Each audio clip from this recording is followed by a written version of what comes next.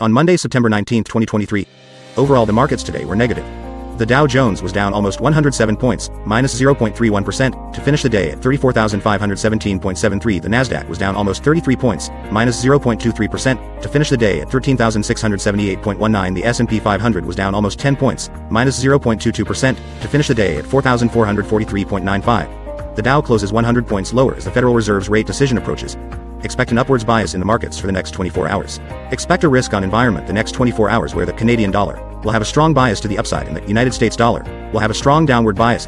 The strongest currency pair through Wednesday with a strong upward bias will be the Canadian dollar. Swiss franc, followed in a close second place with a downward bias the Euro dollar. New Zealand dollar, and in third place with a strong upward bias is the Australian dollar.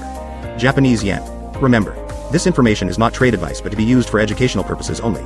Good trading. As always, do not forget to like and subscribe to our channel, All Things Money, to see more content like this.